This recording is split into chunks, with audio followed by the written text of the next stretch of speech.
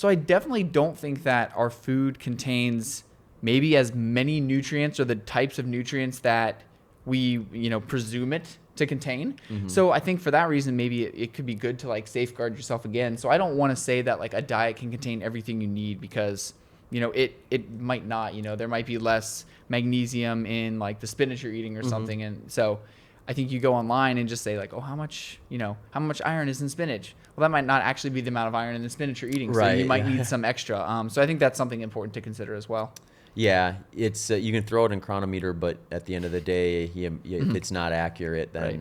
you might get in false hope with that too. Yeah. So interesting. Is there if we look at just like the difference between something being like just you need this in order to just function at a normal level versus like optimizing.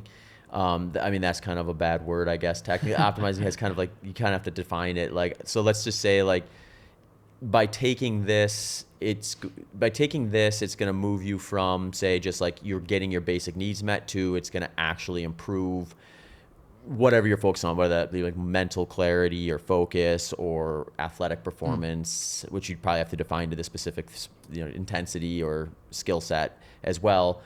Are there things that like stand out to you as like, oh, this is something that I think is probably passes the test better than most does?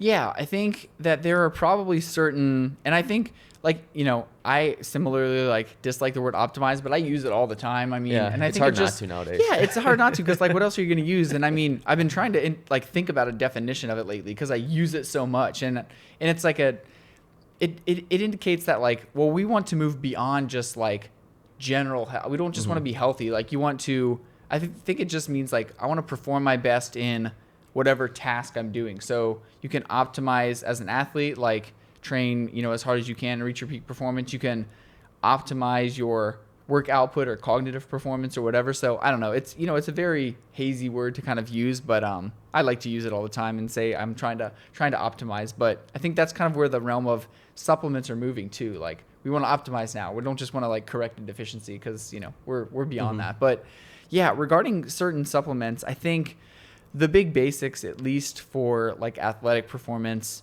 you have like creatine, you have caffeine, you have sodium bicarbonate, you have beta alanine, and then things like beetroot juice is an interesting one. I mean, there's a lot of evidence to support it, and but some studies show that it doesn't benefit if you're like a fit athlete, and there was even some recent studies I've been posting that like, it was only 2 studies I think, but like even when women take it, they actually see a performance decrement. I think that will need to be like replicated, because there's not really a mechanism for me that like stands out as to why they wouldn't benefit or they would like perform worse with beetroot juice. But like, I think those things for maybe endurance athletes, but just like strength training in particular, I think those are things where, those aren't necessarily nutrients you need in the diet. Those are things you take on top of it. Like you don't need to take creatine, you don't need to take caffeine, you don't need to take beetroot juice, sodium bicarb, beta alanine. Those are things that you can take that can improve your performance above and beyond. You can perform well without them, but if you take them, you're probably going to perform better.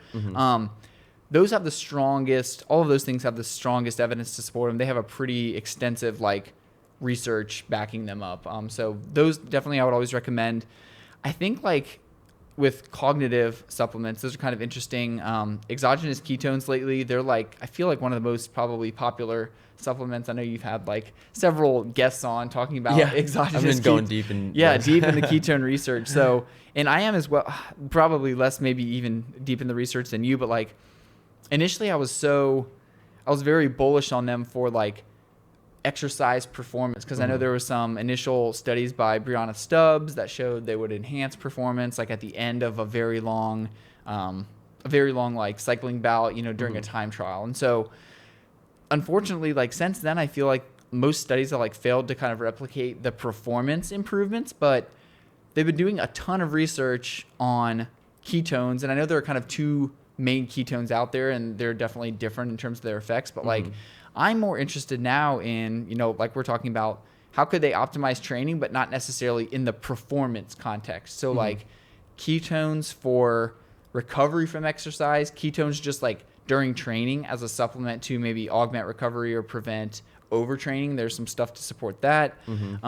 For for cognitive performance, I mean, I think there's maybe not great evidence. There's more maybe theory than evidence, but I think there are some studies coming out that show that you can improve cognitive performance with ketones, especially maybe in the context of, say, exercise. It's like a fuel limited scenario. So if you're, under demands and you need like carbohydrate or whatever to fuel your exercise, I think the ketones can kind of rescue cognitive performance. There's some studies in ultra runners using them, showing that they like enhance alertness and dopamine during ultra running, which is kind of cool. And then just in general, like, I know a lot of, the companies will market them as just like cognitive enhancers for, just like working. So if you're writing or if you're doing something, I personally have experienced like pretty neat benefits with them, just using them for work. But yeah, so those would be one that probably stands out to me that I think needs more research. But I mean, I think like there's a ton of research going on right now, I think. So in the next few years, I think we'll see a lot of research being published on ketones. And, I know I don't need to talk about this too much because like listen to a few of your past episodes. You have extensive discussions about them. So Brendan Egan was fun to talk to because he's kind of in the thick of it and he's also like unaffiliated with any of it. Okay. I mean, he's obviously interested in it, which I guess you could say like if he's interested in it and he maybe has a bias, but like he's not working for one of the exogenous ketone brands. So it's like I was interested to hear his kind of like breakdown of like where it's at and where he thinks it maybe is going to go and stuff like that. But one of the interesting things that I thought was when you do get into the performance side of stuff, it's sort of this thing where like if it works, it's a pretty big benefit. We're like 2-3% efficiency, which is like if you're already got everything else finely tuned to 2-3%, we're getting into a territory of like the super shoes and some of that stuff where like we actually see a performance like show up on the scorecard, but like there's this like spot you need to hit in order to actually get that. And the thing I was the most interested in is like what was that range? So he was Brendan was saying like it's actually 1 to 3 millimoles of blood ketone is kind of like that target range you want to land in. I was surprised that it was that big. Because like if I take a ketone ester, and I might not be the best example of this because I'm going to need less most likely, but if even if I have a reasonable amount of carbohydrate relative to I normally would, if I take a single serving of like 27 grams of the ketone ester, like it's going to shoot me well past 1 millimole. So then it's like I'm going to land in that zone.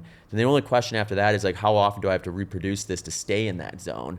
And that's where obviously a monitor would be helpful, where it's like, oh, I'm down to 1.0, time to take a little more, and then bump you back up into like the 2s, and then let it drift back down over time, and kind of like target it like that. But yeah, I mean, it is one of those things where if you don't have that data, you're kind of shooting in the dark a little bit with the performance stuff. So yeah, I think the recovery stuff is interesting. The cognitive stuff is interesting. And like you said, I think it's all in its infancy. So who knows what'll pan out. It might end up being something completely different than we think. Yeah. I mean, with those, like you mentioned, the context is just so important. And there are unlimited scenarios